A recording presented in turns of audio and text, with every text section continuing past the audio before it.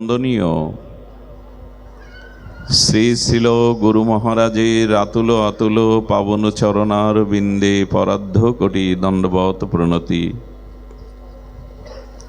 শ্রীমন্দির অঙ্গনে সমাগত গৌড়ীয় আচার্য কুলতিলক, বৈষ্ণবজন, ভক্তজন, সাধুজন, মহন্তজন, সুধীজন,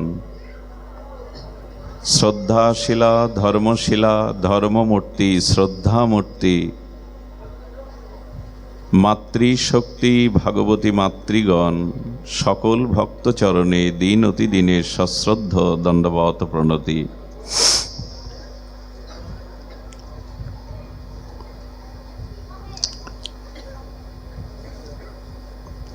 আত্মরামশ্চ মুনয় নিগ্রহতা অপ্রক্রমে। ভাগবত বলছেন, কুর্বন্ত অহৈতুকং ভক্তি মিথ অদ্ভুতং হরি।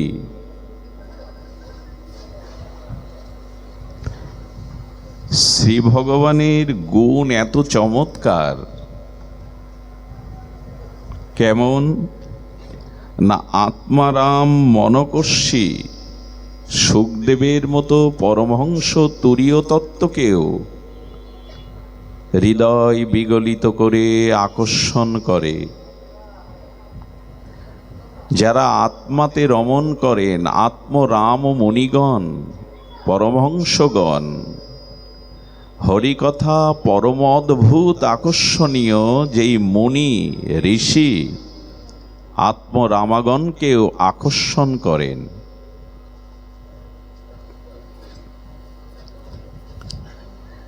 বলছেন যে সেটি যদি আবার তস্মিন মহামুখরিথা মধুবী চরিত্রা,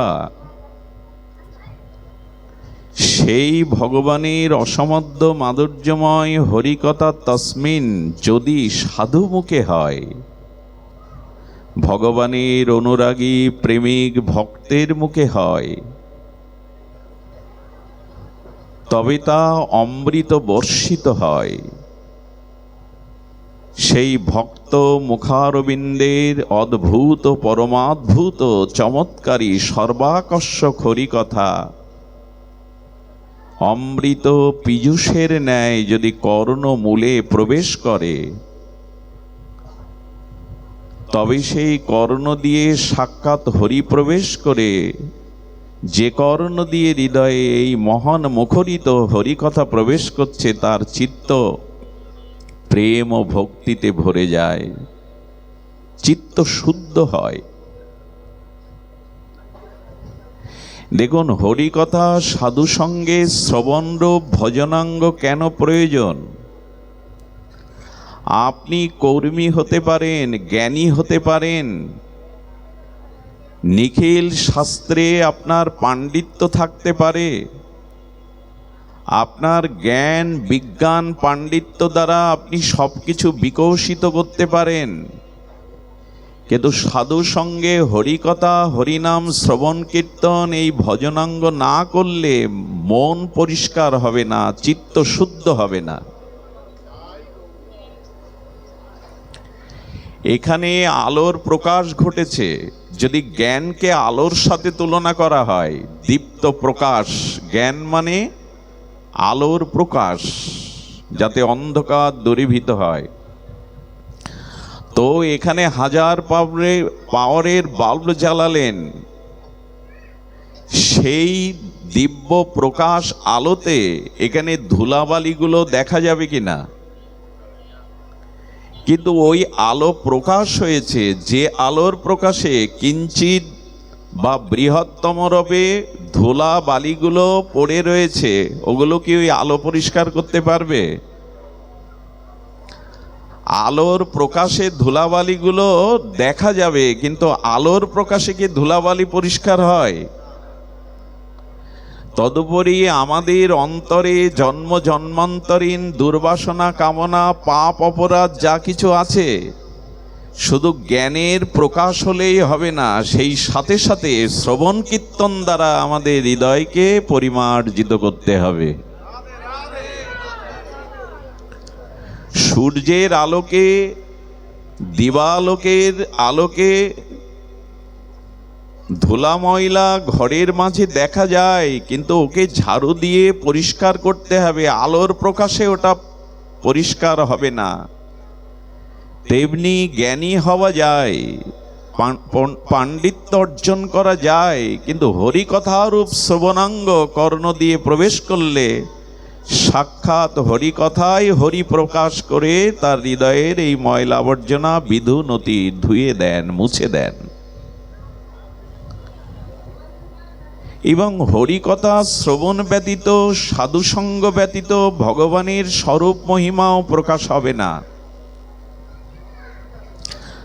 তথ্যগতভাবে ভগবানের সচ্চিদানন্দ স্বরূপ জানলে হবে না, তত্ত্ব তো জানতে হবে ভক্ত চরণে বসে, ভক্ত অনুগ্রহে, মহৎ কৃপায়। খুব ধ্যান দিন। ভগবান শঙ্করের মস্তকে শোভিত হচ্ছে অর্ধচন্দ্র, সুধাকর, চাঁদ। চাঁদের স্নিগ্ধ জ্যোৎস্না থেকে অমৃত খরিত হয়, সুধা খরিত হয়, এই চন্দ্রের একটি নাম সুধাকর। তো ভগবান শঙ্করের শ্রীমস্তকে এই অর্ধচন্দ্র শোভিত হচ্ছে, এই জন্য ভগবান শিবের একটি নাম চন্দ্রশেখর, যার মস্তকে চন্দ্র শোভিত হচ্ছে। এই তো, কিন্তু এই চন্দ্র কোথায় ছিল? এটি সমুদ্রে ছিল। সমুদ্র মন্থনে লক্ষ্মী উঠেছিল, সমুদ্র মন্থনে ঐরবত উঠেছিল, বিষ উঠেছিল, অমৃত উঠেছিল, ওই সাথে চন্দ্রও উঠেছিল।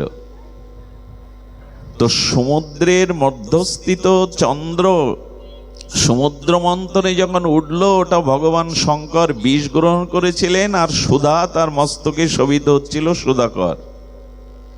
কিন্তু সমুদ্রের মধ্যে যখন ওই অর্ধচন্দ্র ছিল, সমুদ্রের মৎস্য, মিন, মাছ ওই চন্দ্র দেখে কি ভাবত? সুধাকর ভাবত। ওই মিন মাছগুলো ভাবত এও আমাদের কোনো মাছ, একটু চকচক করছে বেশি। সমুদ্রের মধ্যে যখন চন্দ্রের অবস্থিতি, তখন অন্য মাছগুলো ওর কাছে গিয়ে মনে করত এও আমাদের মতো কোনো প্রাণী, মিন মাছ, হয়তো একটু চকচক করছে বেশি। কিন্তু ওই চন্দ্র যখন ভগবান শিবের মস্তকে শোভিত হলো, তখন ভক্তগণ এই চন্দ্রশেখর ঝুটঝুটে আশুতোষ ভগবানকে দেখে প্রসন্ন হলেন। তেমন হরিকথা শ্রবণ ব্যতীত, মহৎ কৃপা ব্যতীত ভগবানের মাধুর্যকে, সৌন্দর্যকে উপলব্ধি করা, আর এই অর্ধচন্দ্রকে সমুদ্রের তলে মাছ মাছেরই মতো মনে করত, আমাদের স্বজাতীয় কেউ, একটু চকচক করছে। যখন উপযুক্ত স্থানে চন্দ্র শোভিত হলো, তখন সেটি মহিমান্বিত হলো। আমার বলবার অভিপ্রায় হলো এই, ভগবানের যে অসমাধ্য মাধুর্য, সৌন্দর্য, সেটি একমাত্র সাধুসঙ্গ, মহৎ কৃপায়, হরিকথা শ্রবণের দ্বারাই আমাদের উপলব্ধি হয় যে ভগবান কত সুন্দর, ভগবান কত পরম অদ্ভুত চমৎকার। এই উপলব্ধি সাধুসঙ্গ, হরিকথা ছাড়া উপলব্ধি আসে না। হরিকথা শ্রবণে আমাদের প্রথমে একটি প্রশ্নের মীমাংসা আসে, যেটি সনাতন প্রশ্ন, শাশ্বত প্রশ্ন। এই প্রশ্নের মীমাংসা আমাদের ভাগবত শ্রবণে আছে। বেদ শাস্ত্র কহে সম্বন্ধ অভিদেহ প্রয়োজন। নিখিল বেদাদি শাস্ত্র আমাদের তিনটি তত্ত্বকে জানাচ্ছেন, সম্বন্ধ, অভিদেয়, প্রয়োজন। এই সম্বন্ধ তত্ত্ব আমাদের ভাগবতের শ্রবণের দ্বারা মহৎ কৃপা সাপেক্ষ আমাদের উপলব্ধি আসে। সম্বন্ধ মানে কে আমি,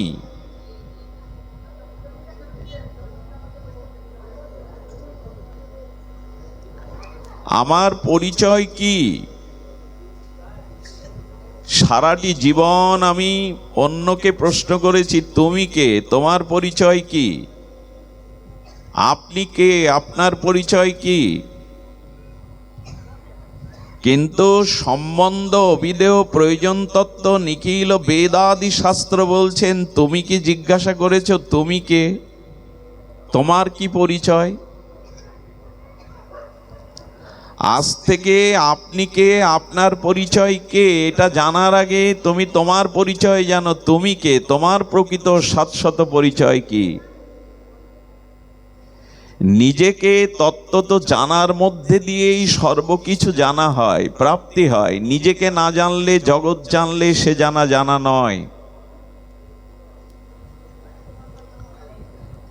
তো এই সম্বন্ধ তত্ত্বে আমি কে, এই শাশ্বত সনাতন সর্বজীবের অত্যান্তিক এই জিজ্ঞাসা আমি কে। আমরা কখনো কিন্তু বলি না আমি মাথা, আমি পা, আমি হাত, আমি দেহ। একথা কখনো কেউ বলে না। আমি হাত, আমি পা, আমি মস্তক, আমি চোখ। আচ্ছা, এই মাদারীপুরে এসে কোনো গ্রামে প্রশ্ন করছেন, আমি বিমল বাবুর বাড়ি যাব, বাড়িটা কোথায়? এই আগন্তুককে, পথিককে, পথচারীকে কেউ বলে দিল চিলেকোটায় কাক বসা বাড়িটাই বিমল বাবুর বাড়ি। চিলেকোটায় কাক বসে আছে, ওটাই বিমল বাবুর বাড়ি। এ পরিচয় কি যথাযথ দেয়া হলো? কেন হলো না? কাক বসা বাড়িটাই তো বিমল বাবুর বাড়ি। কিন্তু যখন কাক বসা বাড়িটাই বিমল বাবুর বাড়ি পরিচয় দিচ্ছি, এই কথা বলতে বলতে কাকটা উড়েও যেতে পারে, এ পরিচয় যথার্থ হয় কি? যখন আমি বলি আমি বিল্লমঙ্গল, আমি মাদারীপুরবাসী, এই পরিচয়টা কাক বসা বাড়ির মতো। এর আগে এই পরিচয় কোথায় ছিল? মৃত্যুর পরেও কি এই পরিচয় দেব আমি?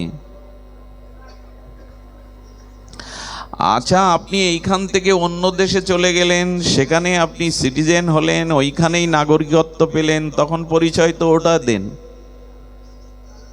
আচ্ছা, যদি আগন্তুককে, পথচারীকে, সন্ধানীকে কেউ বলে বটগাছালা বাড়িটাই বিমল বাবুর বাড়ি, এটা কাক বসা বাড়ির থেকে আর একটু ভালো পরিচয়।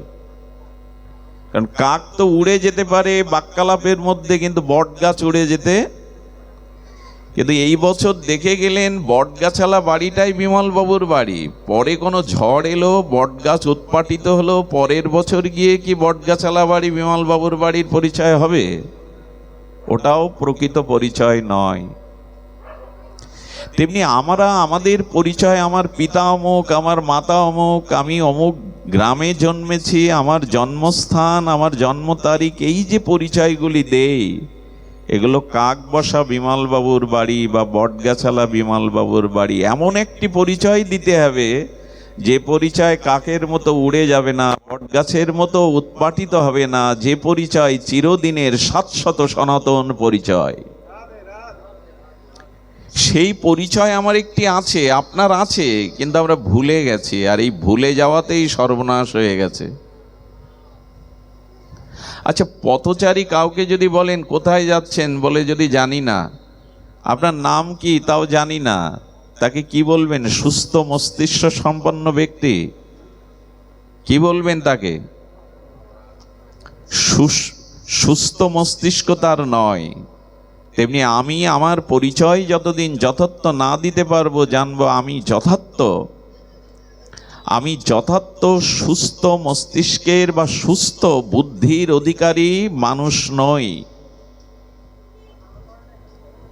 এই জন্য গোস্বামীগণের আচার্যপাদ ছিল সনাতন গোস্বামী প্রশ্ন করেছিলেন শ্রীমান মহাপ্রভুর কাছে, কে আমি?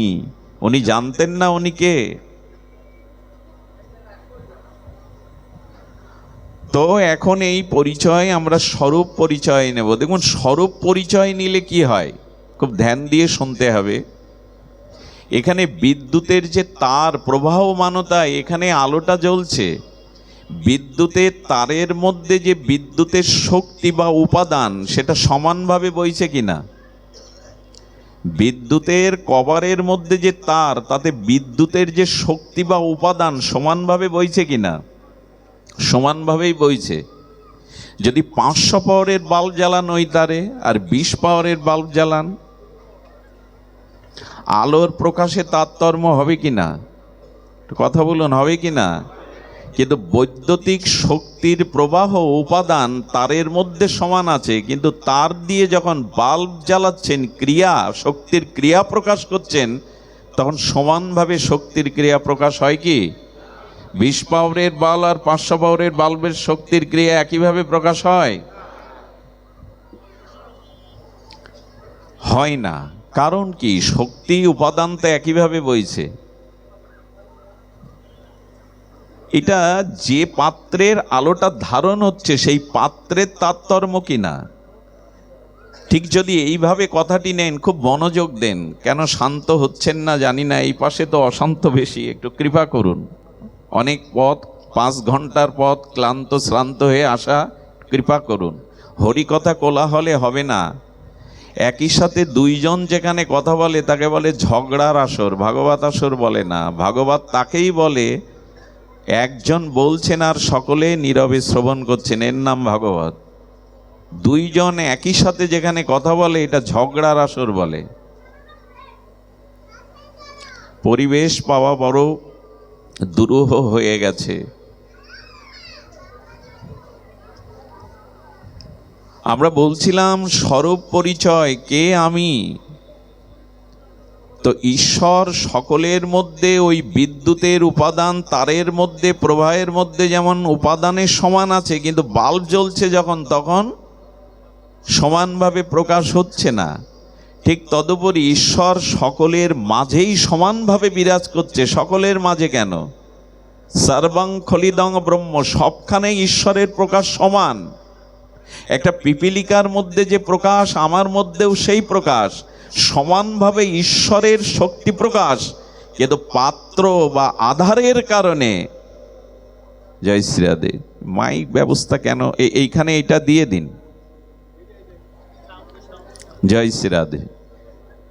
সব জায়গাতে এই অভিশাপ নেমে আসে, ধ্যান দিন।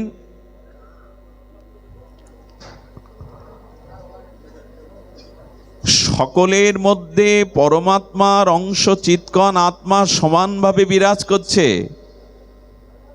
কিন্তু সকলের জ্ঞান, বিবেক, চেতনা, ঈশ্বর আনুগত্য একরকম নয়। ওই পাত্রেরই সমস্যা। আরে এক ব্যক্তি সরল মৃত্তিকার ঘট নিয়ে গেছেন কুয়োতে জল নিতে। এক ঘট জল নেওয়ার বলে বলছে, তুমি তো কুয়ো, ক্ষুদ্রাতিশয়, তুমি 1 ঘটের বেশি দেবে কি করে, আমি নদীর কাছে যাই। সেই একই ঘট নিয়ে নদীতে জল তুললে বলছেন, আরে কুয়ো যা দিল নদীও তাই দিল, তাহলে নদীর বড়ত্বের মহিমা কোথায়? বলে নদীও ক্ষুদ্র, আমি সাগরে যাই। সাগরে গিয়ে ওই একই পাত্রে 1 ঘটই তো উঠবে, ঘট যেমন তেমনই তো উঠবে। বলে সমুদ্র, তোমার মহিমা কি, তুমিও তো সেই 1 ঘট দিলে। সমুদ্র বলছে, আমি বড় বৃহৎ, কিন্তু তোমার পাত্র যেমন, তুমি পাবে তো তেমন। বড়র কাছে এলেও পাবে না যদি তোমার পাত্র ক্ষুদ্র থাকে।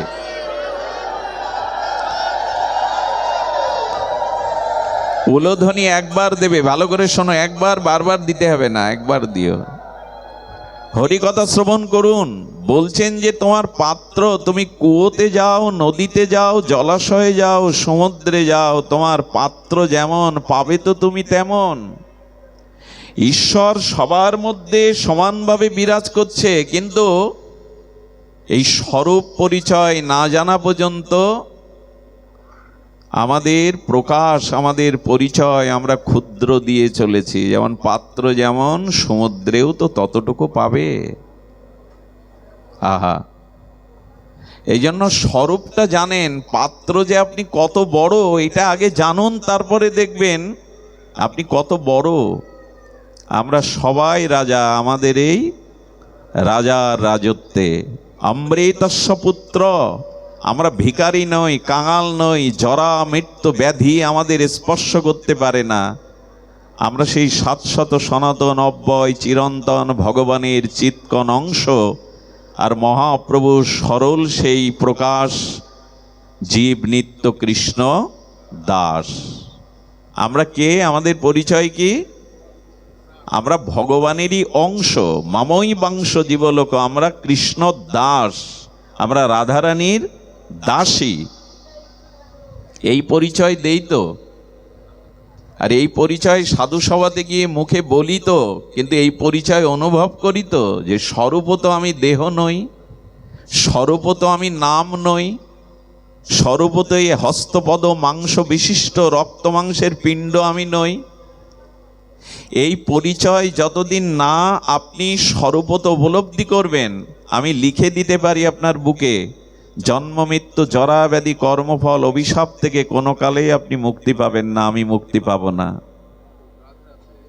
মূল বিষয়টাই এখানে সম্বন্ধ অভিধেয় প্রয়োজন, খুব ধ্যান দিতে হবে। আমরা একটু দার্শনিক বিচারে চলেছি।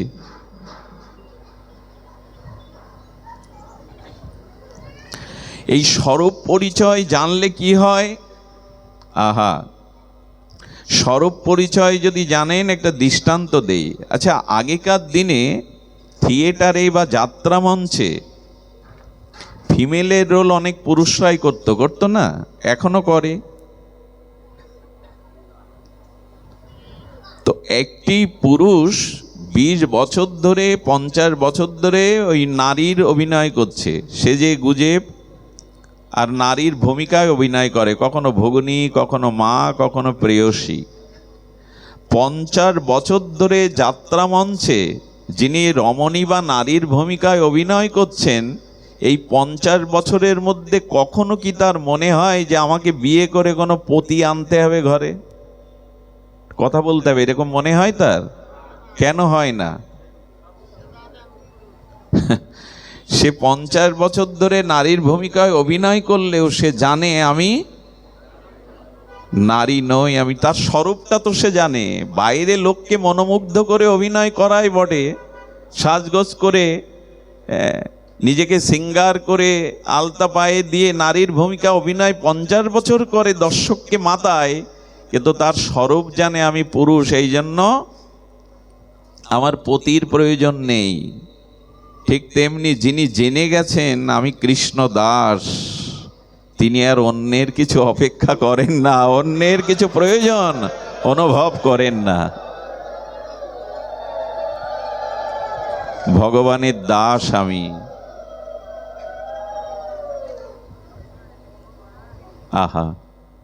কবে এই সুদিন হবে, কবে এই উপলব্ধি আসবে আমার গুরু কৃপায়, মহৎ কৃপায়। আমি এই রক্ত মাংসের শরীর নই, আমি পিতা মাতা পুত্র পরিচয় যেটা দিচ্ছি সেটা তৈরি করা, সেটি সম্বন্ধ যথার্থ নয়।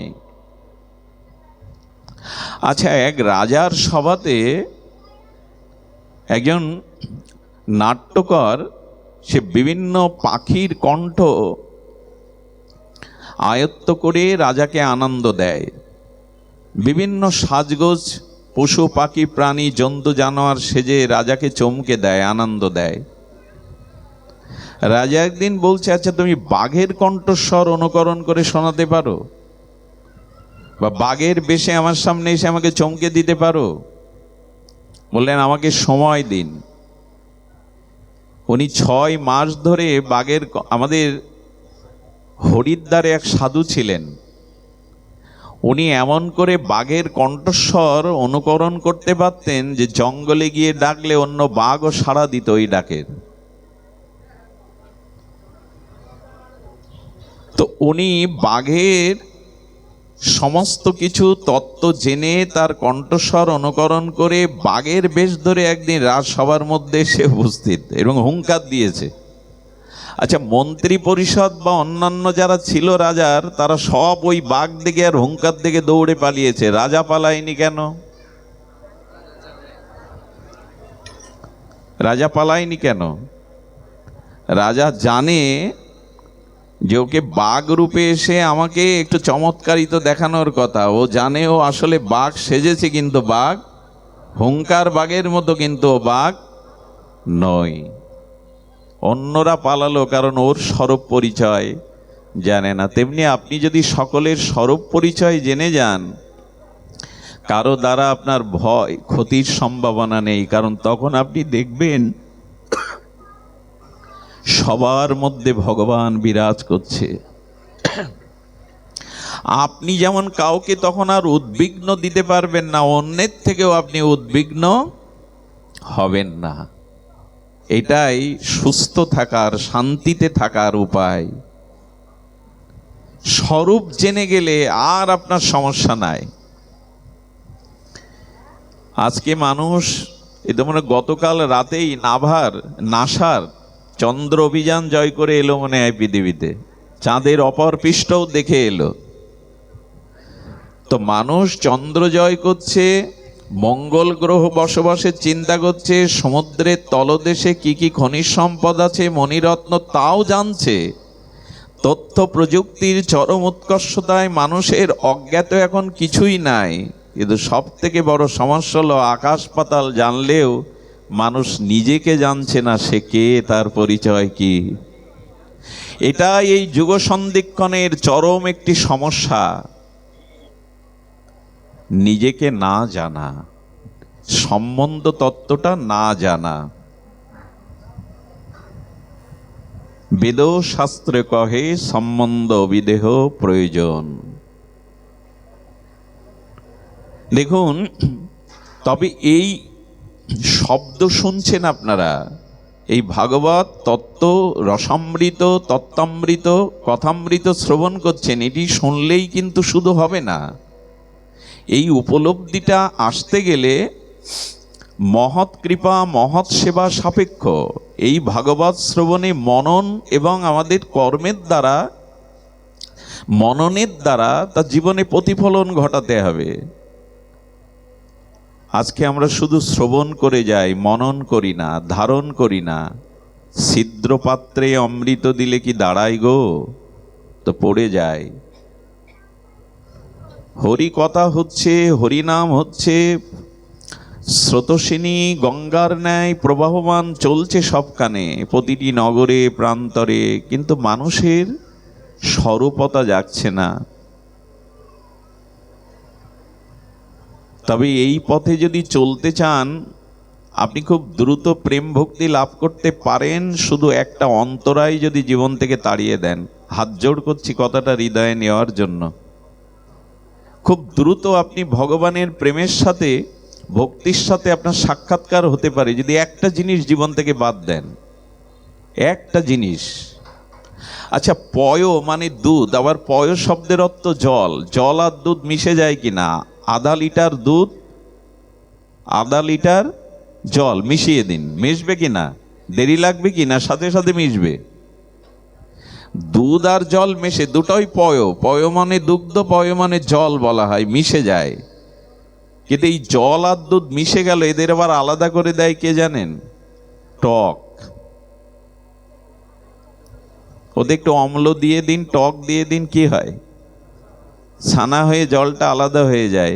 তেমনি জীব আর ভগবানে সহজে মিশে যায় হরিকথা, হরিনাম, ভক্তি সাধনার দ্বারা। কিন্তু মাঝখানে এই টক রূপ অসৎসঙ্গ যার জীবনে জুটে গেছে, সে আর ভগবান তখন আলাদা হয়ে যায় প্রেম থেকে, সে তখন আলাদা হয়ে যায়। বোঝা গেল কি? আপনারা তো বুঝবেন, জ্ঞানী শ্রোতা। কেমন মিশে গেল না জল আর দুধ? আলাদা মনে হয় কি জল আর দুধ মেশালে? কিন্তু দুধটা ছানা হয়ে গেল, জলটা আলাদা হয়ে গেল। কেমন? টকের সংমিশ্রণ দেয়া হয়েছে। জীবন চলার পথে যদি অসৎসঙ্গ জুটে যায়, তো জানবেন ভগবানের সাথে আপনার যে সাদৃশ্য মিল থেকে আপনি অনেক দূরে সরে গেলেন। আগেকার দিনে গ্রামের মানুষ জঙ্গল দিয়ে পথচারী হয়ে যেতে ঈশ্বরকে প্রার্থনা করত যেন হিংস্র জীবজন্তুর সাথে না দেখা হয়। এখন মানুষ কি বলে জানেন? অমুক ব্যক্তির সাথে যেন ভগবান দেখা না হয়। হিংস্র জীবজন্তুর থেকেও আমরা ভয়াবহ হয়ে গেছি। দয়া করে অসৎসঙ্গ থেকে নিজেকে দূরে রাখুন। দুধ জল মিশবে, ঈশ্বরের সাথে জীবের স্বরূপ মিশবে, কিন্তু টক যদি একবার দিয়ে দেন, তো সেই জল আবার আলাদা হয়ে পড়ে থাকবে। ছানাগুলো নিয়ে জলগুলো কি করে? ভিয়েন ময়রারা ফেলে দেয় কিনা ড্রেনে?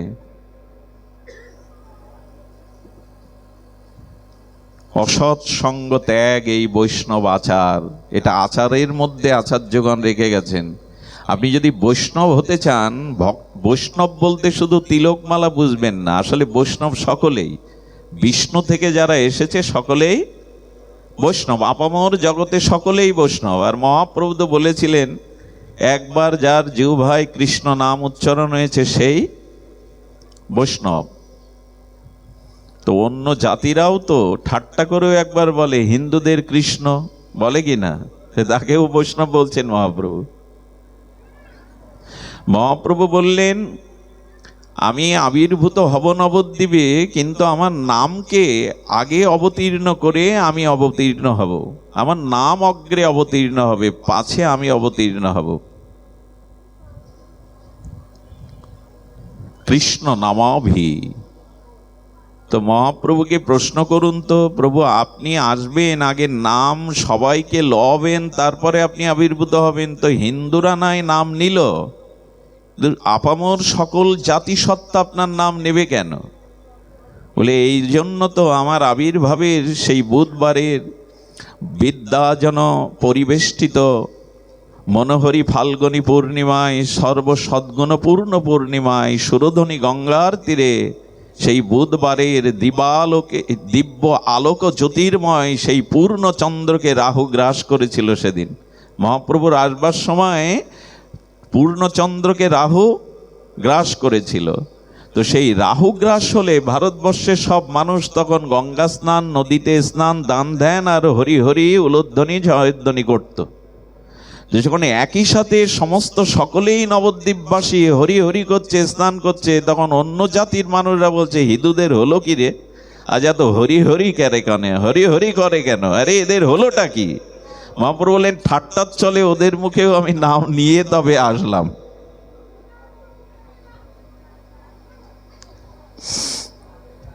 তো এই জন্য ভগবানের নাম, ভগবানের গুণগাথা, দীক্ষা, মন্ত্র ইত্যাদি আমরা যা পেয়েছি, তুলসী তত্ত্ব, ভাগবত তত্ত্ব, প্রসাদ তত্ত্ব, বৈষ্ণব তত্ত্ব, ভগবানের সাথে আমাদের এই প্রেম ভক্তির পথে বাধা ছিল না যদি অসৎ সঙ্গ আমাদের মাঝখানে এসে হাজির না হতো। অসৎ সঙ্গ ত্যাগ এই বৈষ্ণব আচার। বৈষ্ণবের আচার কোনটা? অসৎ সঙ্গ ত্যাগ।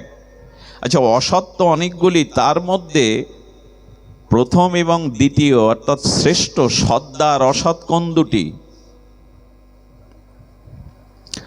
অসতের সংখ্যা তো অসংখ্য।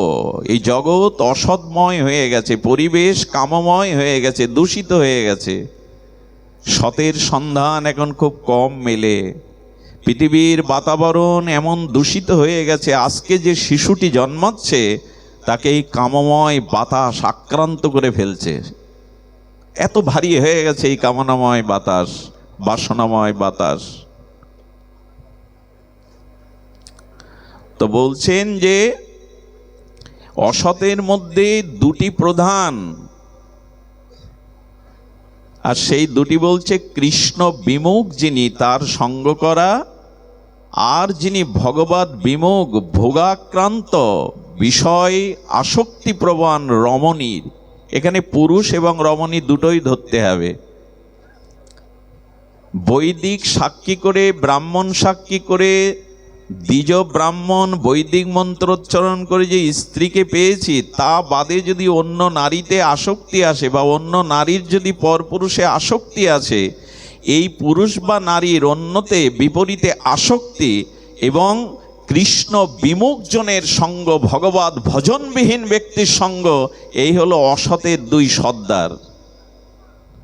অন্য অসৎগুলো ক্ষুদ্র, তার হাত থেকে রক্ষা পাওয়া যায়, কিন্তু এই দুটি অসৎ যার জীবনে জুটে গেছে, পরিণাম ধ্বংস, স্খলন, পতন ছাড়া তার ভাগ্যে অন্য কিছু লেখা হবে না।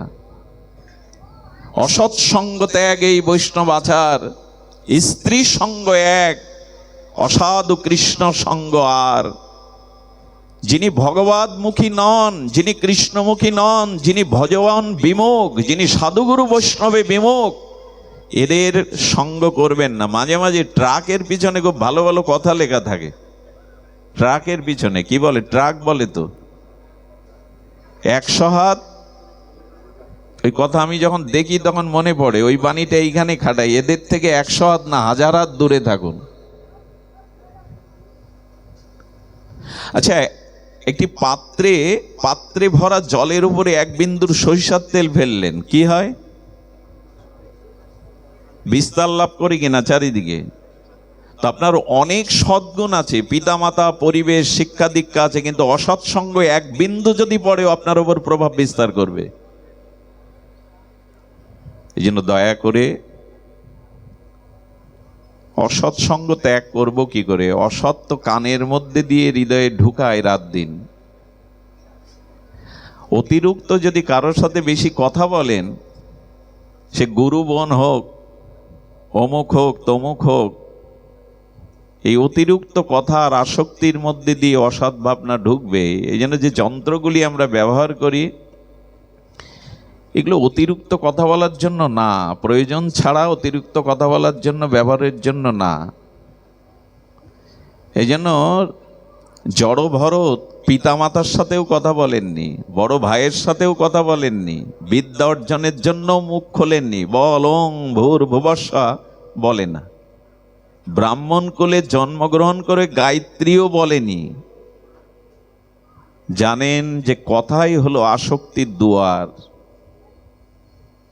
রাত দিন যদি ওই কথা নিয়ে থাকেন, ওই কথার মধ্যে দিয়ে আসক্তি প্রবেশ করবে। এগুলো আজ আর সতর্ক হবার কথা না বলাই ভালো। পাহাড়ে একটা ঢেলা ছুড়লে ঢেলাটাই গুঁড়ো গুঁড়ো হয়ে যাবে, পাহাড়ের আর কি হবে? তবু বলার জন্য আশা বলতে তো হবে। যিনি গ্রহণ করে জীবনের আত্মিক কল্যাণ চান, ভগবত প্রাপ্তির, প্রগতি, ভক্তির পথে চলতে চান, তাদের হয়তো কথাগুলি কাজে আসবে। সতর্ক হন। অসৎ থেকে দূরে না থাকলে আমাদের জীবনে যথার্থ স্বরূপ অনুভূতি, স্বরূপ স্মৃতি জাগবে না। সুধীবৃন্দ, আমরা আসি অভিধেয় সম্বন্ধ জানলাম, কিঞ্চিৎ সিন্ধু থেকে বিন্দু। অভিধেয় মানে কর্তব্য। এই কর্তব্য জীবের একটি নিখিল শাস্ত্র, বিশেষ করে শ্রীমদ্ ভাগবত সার্বভৌম গীতা, তিনি বারবার বলেছেন জীবের কর্তব্য কি। খুব ধ্যান দিতে হবে। জীবের কর্তব্যই একটি, বারবার ভগবান সেটি বললেন মনমনা ভব, মত চিত্ত, মনটা আমায় দাও। জীবের কর্তব্য কি? মনটা ভগবানকে দেওয়া। কেন? শরীর দিলে হবে না, হাত পা চোখ কান নাক মুখ দিলে হবে না, অর্থ দিলে হবে না, মন্দির করে দিলে হবে না, ভগবানের জন্য ফুলের বাগান করে দিলে হবে না। ভগবান একটাও কিছুই চাইছে না, চাইছে তোমার মন আমায় দাও। খুব অনুভবের কথা, যদি ধ্যান দিয়ে শোনেন। মন কেন চাইছেন ভগবান? কারণ মানুষের শরীর যেখানে মানুষ সেখানে না, মানুষের মন যেখানে মানুষ সেখানেই। আপনার শরীর যেখানে আপনি সেখানে নাই, আপনার মন যেখানে আপনি সেখানেই। এই যে এখানে ভাগবত শ্রবণে আমরা এসেছি, এখানে মন যদি যুক্ত না হয়, আপনি আদৌ এখানে আসেননি। আমি পূর্বেই বলেছি, এই মন নিয়ে আমাদের আচার্যরা বলেছেন, মনেই বন্ধন, মনেই মুক্তি, মনেই কল্যাণ, মনেই অকল্যাণ। মনই আমাদের এই জন্ম মৃত্যু চক্র অভিশাপে এমনি করে ঘুরিয়ে নিয়ে বেড়ায়। আবার মনই আমাদের স্বরূপ চিন্তনে, ভগবত আরাধনায় ভগবানের স্বরূপ স্মৃতি জাগিয়ে ভগবত ধামেও নিয়ে যেতে পারে। আমি দৃষ্টান্ত স্বরূপ বলেছি, একটা তালা খোলা এবং লাগানো চাবি কটা। একটা তালাকে বদ্ধ করা আর মুক্ত করা, খোলা, চাবি কটা? লাগাবার জন্য একটা, খোলার জন্য আর একটা। এই পাশ মোড়া দিলে লেগে যায়, আর এই পাশ দিলে। তেমনি মনই আপনার উদ্ধারেরও কারণ, পতনেরও কারণ। এই জন্য মন চাইছে ভগবান আপনার কাছে, এটা দিয়েছি তো।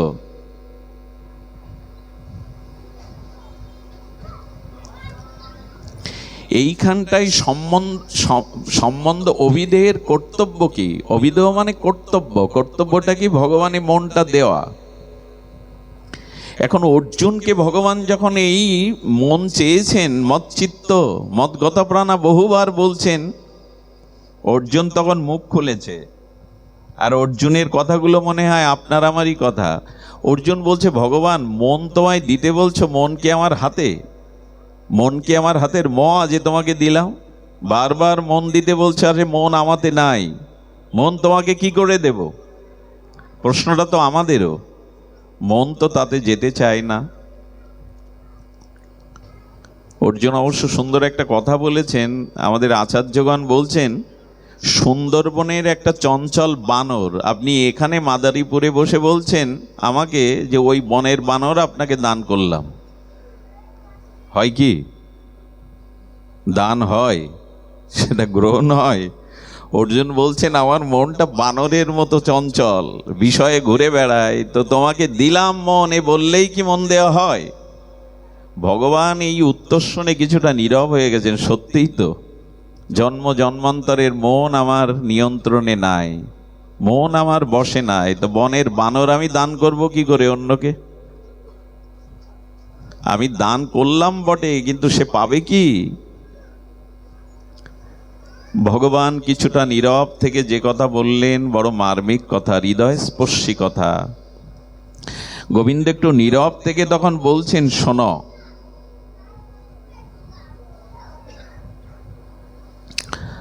তুমি যখন খুব শিশু ছিলে তখন তোমার মন নামক এই তত্ত্বটি, বস্তুটি কাকে দিয়েছিলে?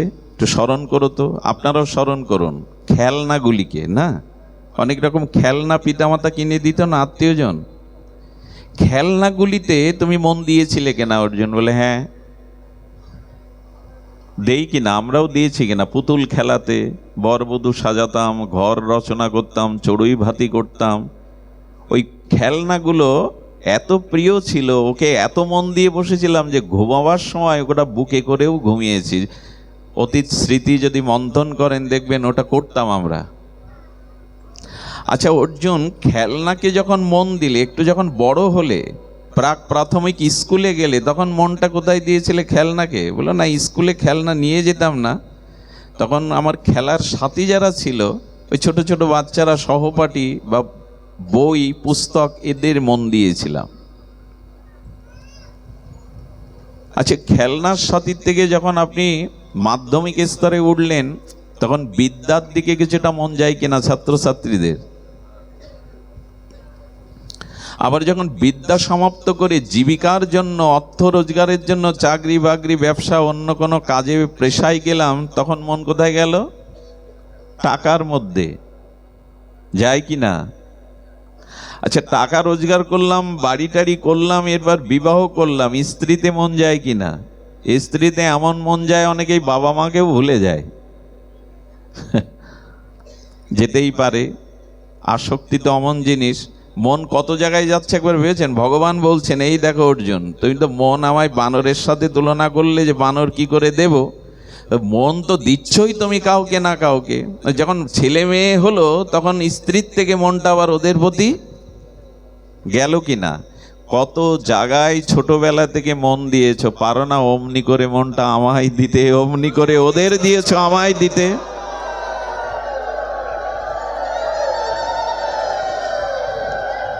আমায় আপনারা একটু বলুন, কেন পাচ্ছি না? এদেরকে দিয়ে আসলাম সারা জীবন, এখনো কতজনকে মন দিলাম, তো সেটা ভগবানে কেন দিতে পারছি না? আমাকে কেন ওইভাবে দিতে পারছো না? আরে মনটা ওইভাবে তো আমাকে দিতে পারো।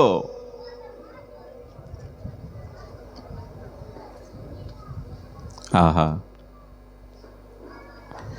ভাগবতে কেন আসবেন জানেন? এই ভাগবতই একমাত্র পরিমণ্ডল যেখানে মন অন্যদিকে আপনি চাইলেও নিয়ে যেতে পারবেন না। ভগবানের কথার মধ্যে বর্ষির মতো মন এমন আটকে যায়।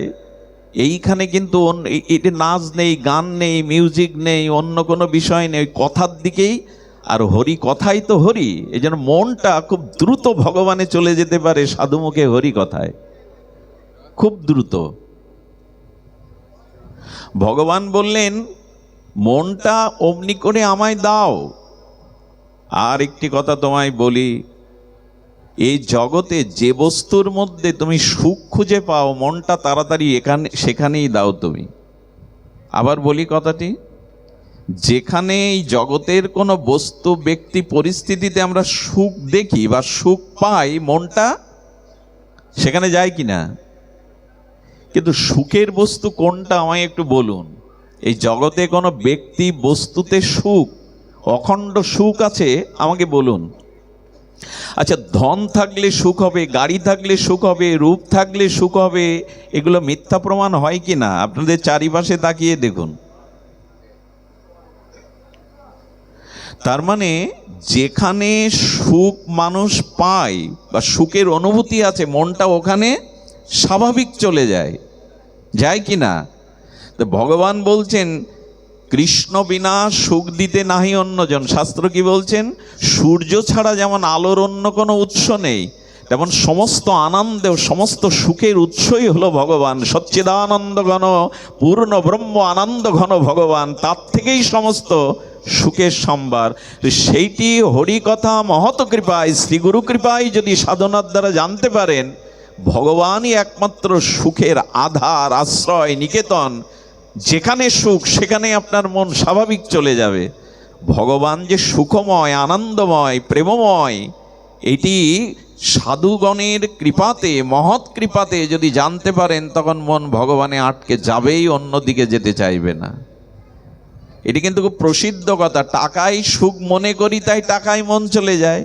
সুন্দরী রমণীতে সুখ পাবো বলেই তো মনটা ওদিকে চলে যায়। তো যেখানে সুখের আধার, আশ্রয়, এটি জানলেই যদি মন চলে যায়, তবে যাদের প্রকৃত তত্ত্ব জেনেছে যে একমাত্র আনন্দ ভগবানেই আছে, তাদের মন সেই ভগবৎ বা ভগবৎ ভজনেই আবিষ্ট হবেই।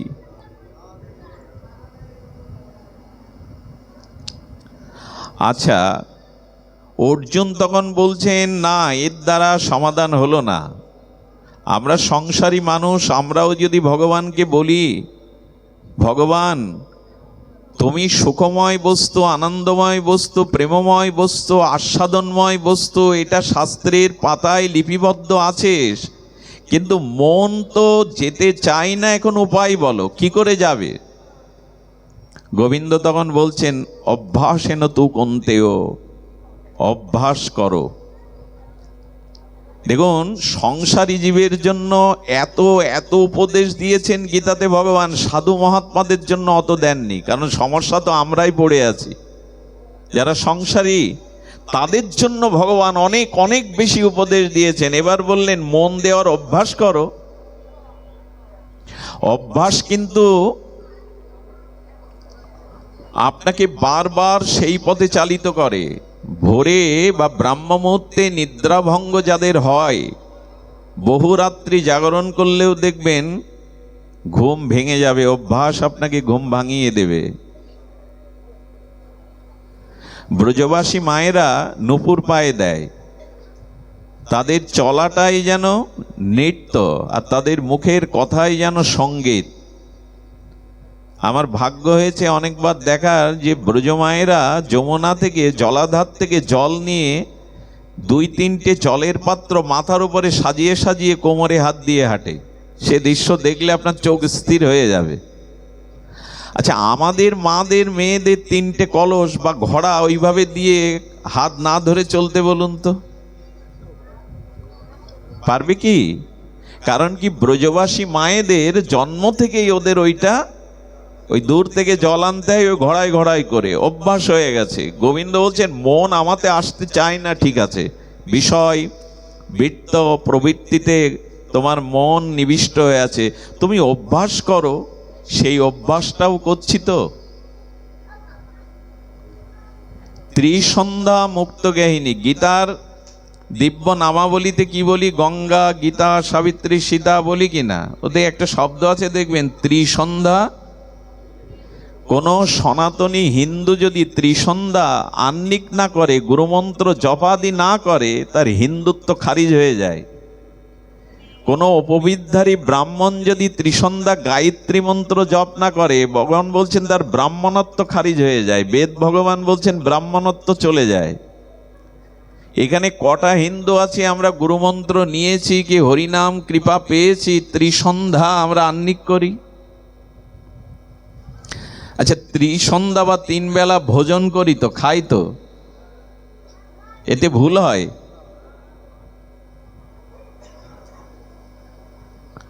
আচ্ছা, যারা প্রতিদিন খবরের কাগজ পড়েন, এই পড়তে ভুল হয়? খবরের কাগজ না দেখলে ছুটির দিন হলে কেমন লাগে না? পেপার কই, পুরনোটাও খুলে বসে পড়েন। তা আপনি প্রতিদিন পেপার পড়েন, আমার আপত্তি নেই, কিন্তু 5 মিনিট গীতার একটা শ্লোক পড়েন কি? এই অভ্যাস গড়ে তুলেছেন? আচ্ছা, যারা চা খান, এই গরমেও লেবু চা, চা তো চাই, চা তো তাকে পান করতে হয়। চা যে আমি 3 বেলা 3 কাপ চা পাই, একবারও মনে হয়েছে যে মার কাছে বলি, মা একটু রাধা মাধবের চরণামৃত দাও সকালবেলা? এই অভ্যাস করেছি? আচ্ছা, আপনি কাজ শেষে, অফিস শেষে, দোকানদারি করে বাড়ি এসে রিমোটের চ্যানেল কতটা? 200-র উপরে।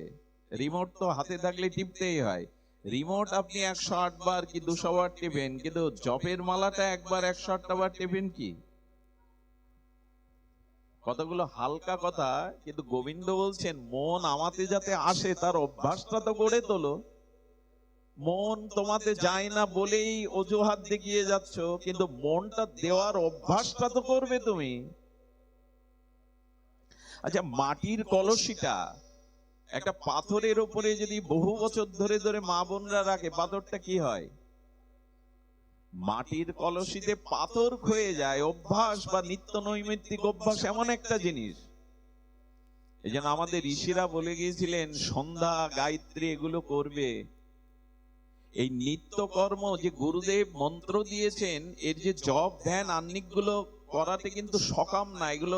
এগুলো ঈশ্বরের কাছে কিছু পাওয়ার জন্য না। অনেক জন্মের আবর্জনা, দুর্বাসনা, কামনা আমার চিত্তে আবেশ আছে, ওগুলিকে দূর করবার জন্যই এই আহ্নিকটা গুরুমন্ত্রটা সকাম করবেন না। মানে এর দ্বারা টাকা হবে, ধন হবে, বিপদ দূর হবে, খবরদার।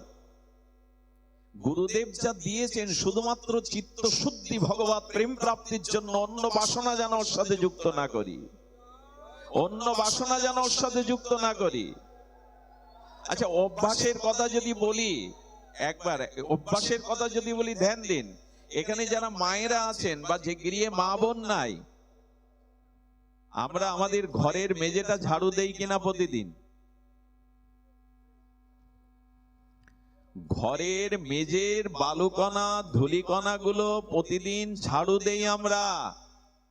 কিন্তু আমার হৃদয়ে যে সারাদিন, আর আমার হৃদয়ে যে অনেক জন্ম ধরে কামনা বাসনার ওখানে গিজ গিজ করছে, অপরাধ, পাপবোধ, দুর্বাসনা, দুশ্চিন্তা, সেগুলো হরিনাম দিয়ে আহ্নিক দিয়ে অভ্যাস করি তো পরিষ্কার করার।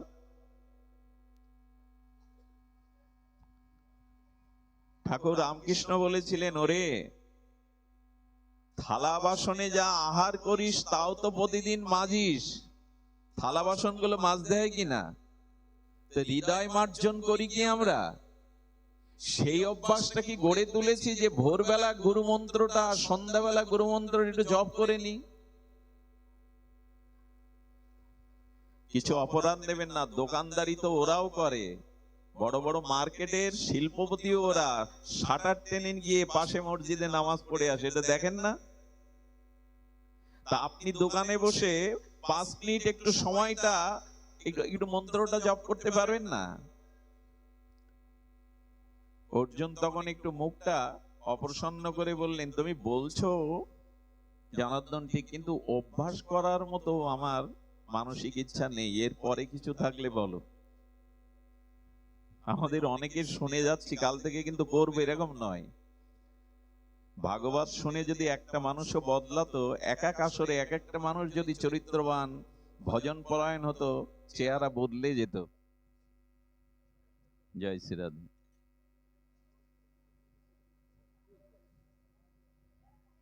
জয় শ্রীরাধে।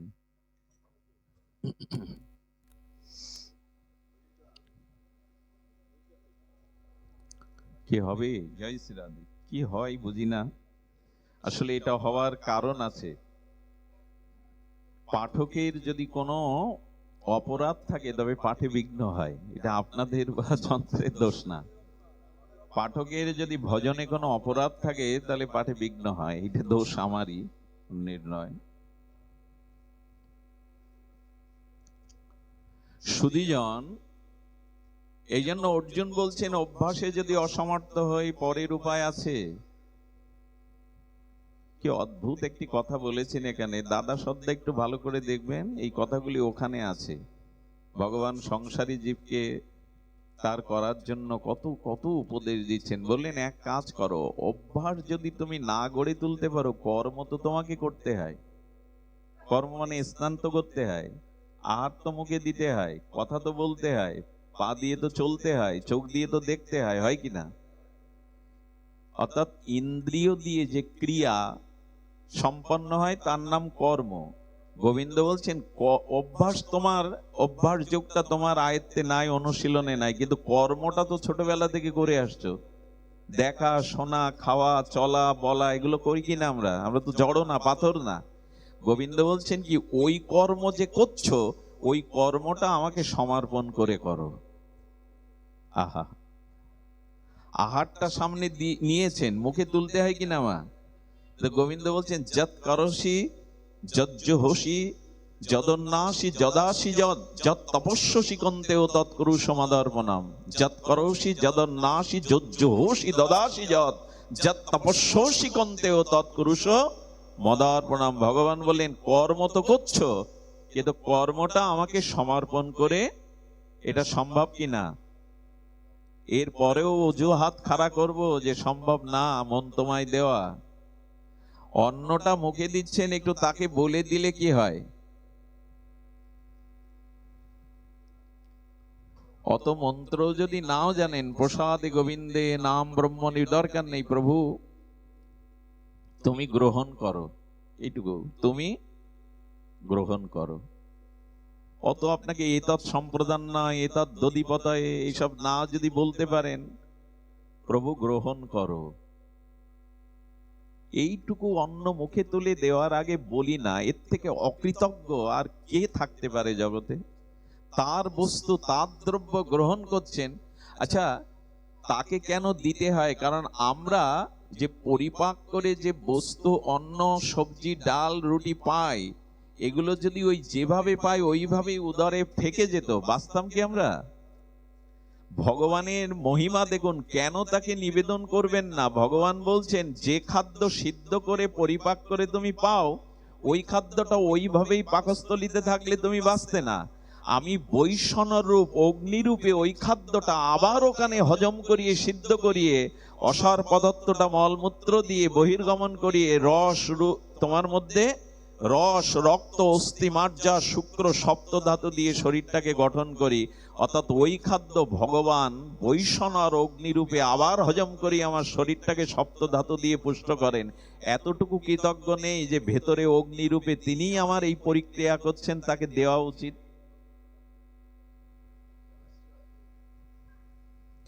এখানেই তো বাধা, তাকে দিয়ে পাওয়ার মতো মানসিকতা। এত মাঝে মাঝে বলি না, আমার মতো কুকুর অনেক আছে, বৈষ্ণবের গুরুদেবের কুকুর। পাড়ায় পাড়ায়, মহল্লায়, শহরে গিয়ে কত ঘেউ ঘেউ করছে, কিন্তু ঘুম কারো ভাঙে না। বৈষ্ণবের গুরুদেবের কুকুর হয়ে কত ঘেউ ঘেউ করছে পাঠক পাঠিকারা, কিন্তু ঘুম আমাদের ভাঙে না। ভগবানকে একটু দিয়ে পান, বস্তু তো তার। তাকে না দিয়ে যারা পায়, সে কথাটা বললে কষ্ট পাবেন বলে বলছি না। সার্বভৌম গীতাও বলেছেন তারা একরকম চোর। এক গোপী গোবিন্দের, আজকে গোপালকে, লালাকে, নন্দলালাকে বোকা বানাবে বলে ঘরে কোনো দধি ভাণ্ড মাখন রাখেননি, সরিয়ে রেখেছেন যে গোপালকে একটু ব্যাকুপ, একটু ওই চতুর গোপালকে একটু বোকা বানাবো। গোপাল না পেয়ে যখন চলে যাচ্ছে, ব্রজবাসী বলছে কিরে লালা, কিরে নন্দের বেটা, চোর কোথাকার, পেলি না তো? চুরি করতে এসে কিছু পেলি না তো? গোবিন্দ পিছনে ফিরে তর্জনী অর্জন করে সিংহ গর্জনে বললেন, যে ঘরে আমার জন্য কোনো উপাচার থাকে না, যে ঘরে আমাকে না দিয়ে যারা পারাই তারাই চোর, আমি নয়, তোমরাই চোর। আর শুনে রাখো, যে ঘরে আমার উপচার নেই, আমাকে না দিয়ে পাই, ওই ঘরে আমি আগুন লাগাবো। সেই আগুনে ঘর পুড়বে না, ঘরের মধ্যে যারা ওরাও পুড়বে। গোবিন্দ কারো ঘরে আগুন দেন? বললেন আমাকে যারা না দিয়ে আত্মসত্ত্ব পরিপূরণ করে, আত্মেন্দ্রিয় প্রীতিবাঞ্ছাতে ভোগ করে, তাদের ঘরে অশান্তির আগুনে ঘরও জ্বলবে। একটা জিনিস বলি, বাইরের সুখ সুখ না, জগৎ জোড়া আপনার সুনাম, জগতে আপনার মহিমা বিজ্ঞাপন খবরের কাগজে মিডিয়ায় প্রচার হয়, আপনি কত বড় সুখী মানুষ। বাইরের সুখ যার, সে সুখী না, ঘরে যে সুখী সেই প্রকৃত সুখী। এত বড় বিশ্বজোড়া নাম, ঘরে গিয়ে দেখলেন ছেলেটা ড্রাগ আসক্ত হয়ে পড়ে আছে, এই সুখ কি প্রয়োজন আপনার? বাইরের সুখ। তো ঘরে সুখ সমৃদ্ধি শান্তি অভাব থাকলেও হবে যদি ওখানে ভগবানকে উপচার দেওয়ার, তাকে দিয়ে পাওয়ার অভ্যাস থাকে। সুধীজন, এই জন্য ভাগবত শুনে ওই যে কর্ম সমর্পণ গোবিন্দ বলেছেন, ভোজনটাও ভজনায় 32টা দাঁত আর 16 নাম 32 অক্ষর, প্রতিটা গ্রাসে ভগবানের নাম যারা নেয়, খেতে তো হয়, চিবাতে তো হয়, ওর মধ্যে ভগবানের নাম দিয়ে দিন। গোবিন্দ বলছেন ওতেও মন আমাতে চলে যাবে। আচ্ছা, সকালে ঘুম ভাঙে কিনা আমাদের? চোখ মেলতে হয় কিনা? তা আপনি যদি চোখ মেলে দেখেন, আমি রাধারানীর চরণটাই প্রভাতে চক্ষু মিলন করে মনে মনে আগে দেখে তবে বউ ছেলে মেয়ে স্ত্রী পুত্র ঘর বাড়ি দেখবো, এই অভ্যাসটা যদি কাল থেকে করেন, চোখ তো মেলতে হয় সকালে। রাধারানীর চরণ দোকানা দেখে বা গৌর চরণ দেখেই আমি চোখ খোলা অভ্যাস করব। আবার যখন ঘুমাবো তখন রাধারানীর সেই সৌন্দর্য মণ্ডিত চরণ দোকানার ছায়াতেই আমি ঘুমাবো। খবরদার কেউ আবার রাধারানীর চরণে ঘুমাবেন না, তাহলে ওনাকে সারা রাত দাঁড়িয়ে থাকতে হবে। ওনার চরণ ছায়াতে মাথাটা রেখে ঘুমাবেন। ঘুম যদি না ভাঙে তবে জানবেন রাধারানী আপনাকে চরণে নিয়ে নিয়েছে। এই অভ্যাসটা তো জাগা এবং নিদ্রার সময় করতে পারেন, এটা কি খুব কঠিন? গোবিন্দ বলছেন কর্মটা আমাকে দাও না, যে কর্মই করছো তা আমাকে সম্প্রদান করো, তাহলে বিষ অমৃত হয়ে যাবে, অভিশাপ বর হয়ে আসবে ফিরে।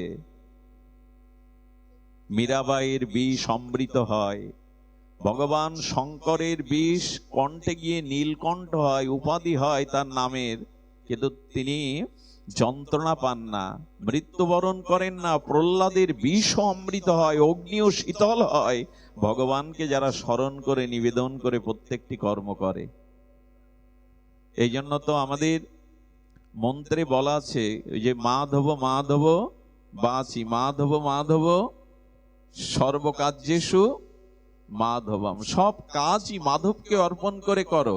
অর্জুন তখন বলছে এটাও স্মরণে থাকবে না, আর কোন উপায় আছে? এটাও ঠিক ঠিক স্মরণে থাকবে না, আর কোন উপায়? আর কত নামবেন ভগবান, আর কত কৃপা করবার জন্য, মনটা তাকে দেওয়ার জন্য আর একটা উপায় আছে। আচ্ছা, এই যে কর্ম আমাকে সম্প্রদান যদি না করতে পারো, এক কাজ করো, যে কর্ম করছো সেই কর্মের ফল আমাকে সমর্পণ করো। কর্ম করছো তুমি, কর্মে স্মরণ করতে পারছো না, কিন্তু কর্মের ফলের আশাটা না করে ফলটা আমায় সমর্পণ করে দাও। যদি তা দিতে পারো তবেই আমি গ্রহণ করব, আমি তোমাকে গ্রহণ করব। যদি কর্মফল আমাকে দাও তাহলে শোনো, কর্মফল তোমাকে ভুগতে হবে না। সুধীবৃন্দ, এই কর্মফল আশা না করে ওটাও ভগবানকে দিয়ে দিন। সুখ দুঃখ যা কিছু তা যদি ভগবানের কৃপা মনে করে সমর্পণ করতে পারেন, তখনই ভগবত কৃপা বা ভগবানের কৃপা এইটা আপনার উপলব্ধিতে আসবে, তার আগে আসবে না।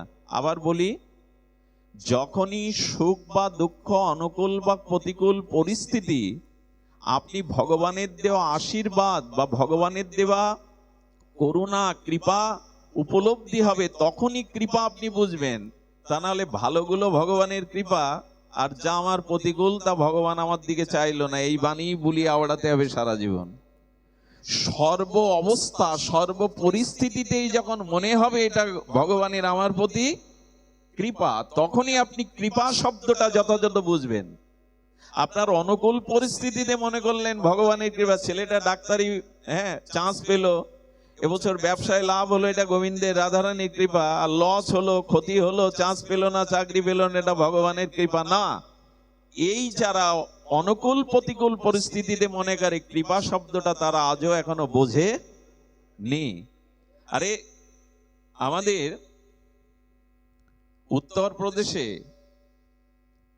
উত্তরপ্রদেশে তুকারাম, তার স্ত্রী মাঝে মাঝে কাঠের চলা নিয়ে মারতে আসেন তুকারামকে। বেটা রাম রাম করো, ঘরে চাল নেই ডাল নেই, খাবো কোথায় জানি না, তুমি রাম রাম করে বেড়াচ্ছ, কাঠের চালা নিয়ে আসে। সাধুদের নিয়ে বসলে মাঝে মাঝে রাম কথা বললে ওপর থেকে একটু জল ছেড়ে দেয়। এত তার স্ত্রী কৃষ্ণ বিমুখ আর ওই তুকারামের বিমুখ। তুকারাম বলছে, এতে আপনার কষ্ট হয় না? রাম আপনার প্রতি কৃপা করে এমন স্ত্রী দিয়েছে আপনার ঘরে। বলেন, শোনো, ওই স্ত্রী আমার ঘরে দিয়ে রাম আমাকে পরীক্ষা করাতে চাইছে, ওর দ্বারা আমি কাঁচা সাধু না পাকা সাধু। যদি বলতাম রাম রাম করি, তোমার চরণে পড়ে রয়েছি, এমন স্ত্রী কেন দিয়েছো, তাহলে আমি কাঁচা সাধু হতাম। ভগবান পরীক্ষা নিচ্ছেন যে এই পরিস্থিতির মধ্যেও আমি রামকে স্মরণ করি কিনা। আর ওকে দিয়েছে কেন জানো? এটা রামের কৃপা। বলে, কিরকম কৃপা? বলেন, ও যদি আমার মনজ্ঞা হতো, ও যদি সুন্দরী মনজ্ঞা আমার মনপ্রিয়া হতো, তাহলে আমার মনের আসক্তিটা ওর প্রতি চলে যেত। তাই রাম চাইছে ওর মতো স্ত্রী ওকে ঘরে দিয়ে ওর মন ভালোবাসাটা যাতে রামের চরণে 16 আনা যায়, তাই ভগবান কৃপা করে ওকে আমার কাছে রেখেছে। এই অবস্থাও যদি ভগবানের কৃপা মনে হয়, তাহলে জানবেন আপনি কৃপা শব্দটা বুঝেছেন এতদিন। এ দিন আমাদের কবে হবে? যেদিন সব অবস্থায় মনে করবে এটা তোমার করুণার কৃপার দান। এটা সাধন ভজন ছাড়াই উপলব্ধি আসবে না। যাক, রাত হচ্ছে, আমাকেও ফিরে যেতে হবে। সর্বশেষে বলি, মন যদি ভগবানকে কর্মসমর্পণের দ্বারা এবং কর্মফল গোবিন্দকে অর্পণের দ্বারা, যদি এই হরিকথা শ্রবণ কীর্তনের দ্বারা বা পূর্বরাগ হরিকথা শুনতে শুনতে হরিচরণে, হরির রূপে, হরির গুণে আপনার মন অদ্ভুত এই মহিমায় প্রাণ চলে যায়, তখন মন ভগবানকে দেওয়াতেই কি হবে জানেন? মন ভগবানকে দিতে পারলে আমরা যে সম্বন্ধ অভিদেয় কর্তব্য বলেছিলাম মন ভগবানকে দেওয়া, এরপর প্রয়োজন তখনই প্রেম আসবে। আমি একটা ছোট্ট লীলা কথা, বাস্তব লীলা কথা বলেই বিশ্রাম করছি। সম্বন্ধটা বলা হলো, অভিদেয়টা কিঞ্চিত বলা হলো, সিন্ধু থেকে বিন্দু। এবার প্রয়োজন হলো প্রেম। মন যদি ভগবানকে আপনি অর্পণ করতে পারেন, প্রেম যাবে কি করে শুনুন। চন্দ্রার উপাখ্যান আমি কখনো পাঠে এটা বলিনি, কেন জানি না হঠাৎ স্মরণে এলো। চন্দ্রা নামক মথুরায় ব্রাহ্মণ পল্লীতে একটি মেয়ে ছিল, কিশোরী। খুব ধ্যান দিয়ে শুনুন। তো চন্দ্রা ব্রজগোপিকারা মাঝে মাঝে ব্রাহ্মণ পল্লীতে দুগ্ধ ঘৃত এই বৈদিক উপাচারের বস্তুগুলো বিক্রি করতে আসতো। আর ওদের মুখে ব্রাহ্মণ পত্নীরা কৃষ্ণের অপরূপ রূপমাধুর্য, কৃষ্ণের অপূর্ব লীলা মাধুর্য, বেণু মাধুর্য, এগুলো শ্রবণ করতে করতে এই চন্দ্রার মন গোবিন্দে এত আবিষ্ট হয়ে গেল, রাত দিন শুধু গোবিন্দের রূপ ও চিন্তা, লীলা চিন্তা এগুলি করতে লাগলো। একটু ধ্যান দিন। বারবার ওই রূপ মন থেকে সরাতে পারে না, বারবার ওই রূপ মাধুর্য, ওই বেণু মাধুর্য, ওই লীলা মাধুর্য তাকে যেন অজানা আকর্ষণে টেনে নিয়ে ব্রজের যমুনার ধারে, ব্রজের বনসভার মধ্যে, নন্দ ভবনে বারবার টেনে নিয়ে যায়। মন কিন্তু চলে গেছে রাত দিন ওই ভাবনা।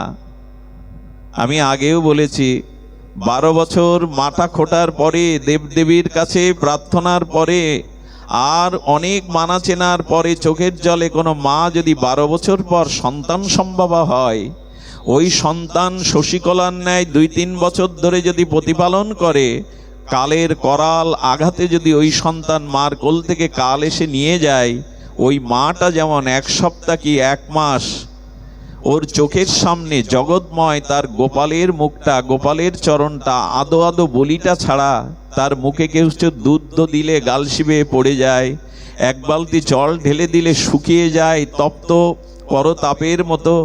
তার বসন ঠিক থাকে না, আহার নেই, নিদ্রা নেই, রাত দিন যেমন ওই হারানো গোপালকে সে খুঁজে বেড়ায়। ওই বুঝি গোপাল এলো, ওই বুঝি মা বলে ডাকলো, ছোট্ট দুটো বাহু পাশে বুঝি গলা জড়িয়ে ধরলো, তার ছোট ছোট চরণ দোখানা মনে পড়ে। ঠিক ভগবানকে যারা অনুরাগ দিয়ে রাত্র দিন তার নাম রূপ লীলা চিন্তা করে, ওই সন্তানারা মার যেমন কিছুদিন ধরে তার আবেশ থাকে সন্তানে, ভক্তেরও ভগবানের রাত্রি দিন ওই আবেশ থাকে তার লীলার মধ্যে। এই চন্দ্রার ওই জাতীয় আবেশ এলো, রাত নেই দিন নেই, রাত 3টের সময় ঘর খুলে বেরিয়ে গেছে আবেশে। কোথায় পড়বে কোথায় যাবে ঠিক নেই। কিন্তু একটা কথা বলি, ব্রজের পথে যারা ওঠে, ব্রজের পথ ব্রজেন্দ্র নন্দনী চিনিয়ে দেন। এই জন্য বিল্বমঙ্গল ঠাকুরের এই সঙ্গীতটি প্রসিদ্ধ, আমার হাত ধরে তুমি নিয়ে চলো সখা, আমি যে পথ চিনি না। হাত তিনিই ধরবেন, ব্রজের পথ তিনিই দেখাবেন। চন্দ্রা এইভাবে আবেশে ব্রজে যখন গেল, গিয়ে কি দেখলো জানেন? এত আবেশ, নিত্যলীলা প্রকট হয়ে গেছে তার সামনে। আজও তো সেই চিন্ময় ভগবানের সন্দিনী শক্তির আধার বৃন্দাবন প্রকট আছে, আমাদের দৃষ্টি নাই বলে দেখি না। আজও সেই বৃন্দাবনে প্রকট প্রেমিক ভক্তরা দেখতে পায়। উনি দেখলেন ব্রজ সুন্দরীগণ মাথুর বিরহে তাদের চোখের জলে কেউ মূর্ছিত, কেউ হাহাকার করছে, কেউ বা মথুরার পানে তাকিয়ে তাদের প্রাণের স্পন্দনকে বারবার স্মরণ করছে। গাভীগুলো মুখে ঘাস কিন্তু গলৎকরণ করে চিবাচ্ছে না, মথুরার পানে চেয়ে আছে। সুখ সারি তাদের সুরসঙ্গীত ভুলে গিয়ে চোখের জল ফেলছে। গাভীর বাছুরগুলো হাম্বা হাম্বা রবে যেন তাদের প্রাণসখা গোবিন্দকেই ডাকছে। সখাগণ মথুরার পানে তাকিয়ে যেন কি অপেক্ষা করছে, কবে ফিরবে আমাদের রাখাল রাজা। এমনি করে ব্রজের বিরহ দশা আরতি দেখে চন্দ্রা মূর্ছিত হয়ে পড়ে গেল। ও তবে আমি এলাম আর ব্রজ থেকে ব্রজেন্দ্রনন্দন মথুরায় চলে গেল। তবে কেন আকর্ষণ করে বৃন্দাবনে আনলে যদি তুমি মথুরায় চলে যাবে? কিন্তু বৃন্দাবনে এসেছি যখন, তোমারই ইচ্ছা, তোমারই কৃপা, তুমি এনেছো, আমি যাব না। কি করলেন জানেন? নন্দ মন্দিরে গিয়ে নন্দ বাবার সেবা করতে লাগলেন, যশোদা মায়ের সেবা করতে লাগলেন। ব্রজ সুন্দরী শোক সন্তপ্ত এদেরকে সান্ত্বনা দিতে লাগলেন, এদের সমস্ত কাজ করে দিতেন। নন্দালয়ে তিনি ঝাড়ু দিতেন, দুগ্ধ দহন করতেন। এই করতে করতে করতে করতে চন্দ্রার প্রেম ভক্তি প্রগাঢ় হয়ে গেল। ব্রজবাসীদের কৃপাতে সঙ্গ করতে করতে, সেবা করতে করতে তার দেহ মন গোবিন্দের প্রেম পূর্ণ রসসিক্ত হয়ে গেল। কি পেল জানেন চন্দ্রা? আহা, চন্দ্রা কি পেল জানেন? চন্দ্রা পেল সেই কুরুক্ষেত্রে সূর্যগ্রহণে যখন দ্বারকাবাসী এবং বৃন্দাবনবাসী মিলিত হলো, তখন গোবিন্দ মা যশোদার সাথে তাঁবুতে দেখা করতে আসছেন। মা যশোদার কাছে দেখা করতে এসেই চারিদিকে গোবিন্দ খুঁজছেন, কি যেন চোখে কাকে চাইছেন। কানাই কাকে খুঁজছিস? বলো চন্দ্রা কোথায় মা, চন্দ্রা কোথায়? চন্দ্রাকে তো দেখছি না মা। মা যশোদার সাথে সাথে চন্দ্রাকে গোবিন্দ খুঁজছে। এই দেখুন, মন প্রাণ তাকে দিয়ে যদি এই দেহ মন একটু সেবায় আসে। চন্দ্রা এর আগে গোবিন্দকে কখনো দেখেনি। ব্রজবাসীদের সেবায় অনুরাগে আজ গোবিন্দ উল্টে তাকে খুঁজছেন। ভগবানকে আপনি কি খুঁজবেন? হৃদয়ে যদি প্রেম থাকে ভগবান আপনাকে খুঁজবেন। ফুলের মধ্যে মধু সঞ্চিত হলে ভ্রমরকে নিমন্ত্রণ করতে হয় না, মৌমাছিকে আমন্ত্রণ জানাতে হয় না, তারাই আসে। যার হৃদয়ে প্রেম আছে গোবিন্দ তার পেছনেই ঘুরে বেড়ায়, তার পেছনেই তো তিনি ঘুরে বেড়ান। চন্দ্রা কোথায়? চন্দ্রা শুনলেন তার প্রাণনাথ, তার প্রাণবধূ মায়ের সাথে সাক্ষাতে এসছে। চন্দ্রা বাহির দুয়ারে দাঁড়ালেন। যেই গোবিন্দ এলেন, হাতের কিছু ফুল চোখের জল মিশ্রিত করে গোবিন্দ চরণে দিয়ে যেই মাথাটা গোবিন্দের চরণে রাখলেন, চন্দ্রা চিরদিনের মতো নিত্যলীলাতে গোবিন্দের চরণে লীন হয়ে সরবধামে চলে গেলেন। সরবধামেই গেলেন। যদি মন ভগবানে যায়, ভক্তগণের সেবায় আপনার ধর্ম হয়, একদিন দেখবেন আপনাকে খোঁজা লাগবে না, গোবিন্দই আপনাকে খুঁজে নিয়ে তার সরবধামে ফিরিয়ে নিয়ে যাবেন। আজ এইটুকুই। আপনাদের সবার কল্যাণ এবং মঙ্গল প্রার্থনা করে আজকের হরিকথার এখানে বিশ্রাম। আমাদের মামনি আছে এখানে, না? আমি খেয়াল করেছিলাম। মা, ভালো আছো তুমি? আমাদের